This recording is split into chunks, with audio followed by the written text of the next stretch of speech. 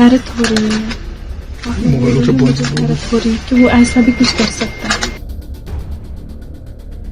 Cricket میں involve رہتا تھا, بہت لگا تھا, بہت لت تھی کرکٹ کی اسے. پچھلے دو مہینوں سے وہ گھر نہیں آیا. دلی میں لال قلعے میٹرو کے پاس سوموار کو شام چلتی کار میں ہوئے دھماکے کے بعد راجدھانی میں ہائی الرٹ ہے اور اس حادثے میں اب تک کئی لوگوں کی موت ہو چکی ہے اور تمام لوگ گھائل ہیں. وہیں اب پولیس دلی دھماکے کے سندگدھ ڈاکٹر عمر نبی کے پریوار کے گھر پہنچی ہیں, جہاں جانچ پڑتال چل رہی ہے.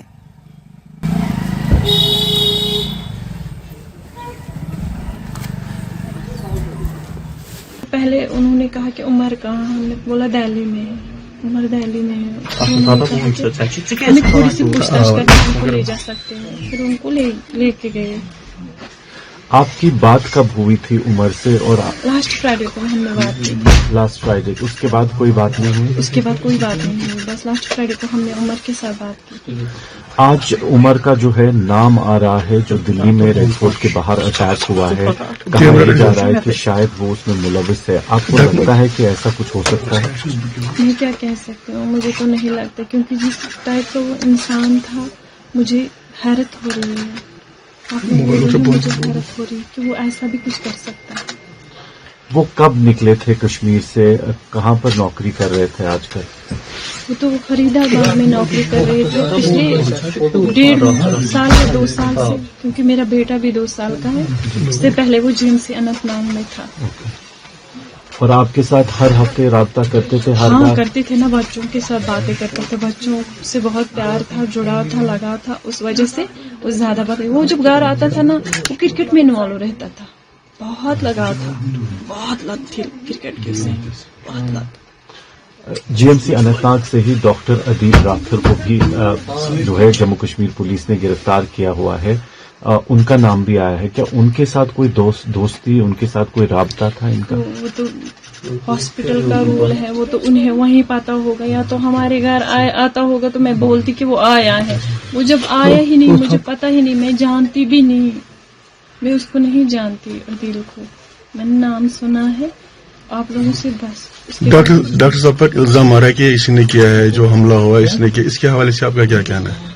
میں کیا کہہ سکتی ہوں اس کے حوالے سے بس میں یہی کہہ سکتی ہوں کہ اس ٹائپ کا وہ انسان تھا ہی نہیں, ہمیں لگتا ہی نہیں تھا. ہمیں تو بس یہی, ہم نے کتنی اسٹرگل کی اسے پڑھانے میں, یہاں تک پہنچانے میں, پوری محنت کی, پوری لگن کے ساتھ اسے یہاں تک پہنچایا تھا تاکہ وہ کچھ کما سکے اور پھر ہمیں بھی کچھ کھلائے پلائے. آپ کو کیا وشواس ہو رہا ہے کہ وہ ایسا کر سکتا ہے؟ مجھے تو یقین ہی نہیں ہو رہا ہے, میں تو پریشان ہو رہی ہوں. ڈاکٹر صاحب کی شادی ہوئی ہے کہ نہیں ہوئی ہے ابھی؟ انگیجمنٹ ہوئی تھی, شادی نہیں ہوئی تھی. کتنا ٹائم ہوا اس کو جب گھر آیا نہیں؟ وہ کتنا ٹائم؟ پچھلے 2 مہینوں سے وہ گھر نہیں آیا. 2 مہینے پہلے آیا تھا, اب نہیں آیا.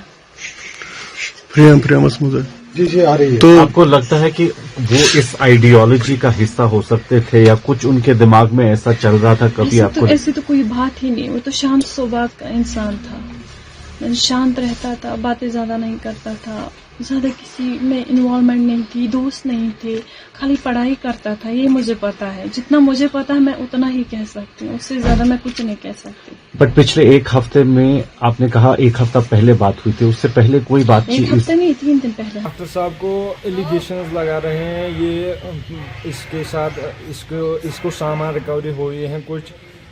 یہ پچھلے 3 سالوں سے ڈاکٹری کر رہے ہیں دہلی میں. جی سر. کیا سننے میں آیا آپ کو؟ کیا لگ رہا ہے آپ کو؟ کیا بتائیں؟ سر یہ لوگ ملاقات بھی نہیں دے رہے ہیں, کسی سے ملنے بھی نہیں دے رہے ہیں. ہمیں 4 سال, یہ 1 سال میں 2 بار آتا ہے گھر میں. پچھلی بار یہ آیا تھا, اس ٹائم ہماری پاپا کی سرجری تھی, 4تھی سرجری تھی پاپا کی. جی سر. تو ڈاکٹر صاحب کی شادی ہوئی ابھی یا نہیں ہوئی؟ نہیں سر, وہ ان میرڈ ہے. تو سننے میں کوئی کسی کے ساتھ انگیجمنٹ ہوئی, یہ صحیح بات ہے؟ نہیں سر, یہ سب ایلیگیشنز ہیں.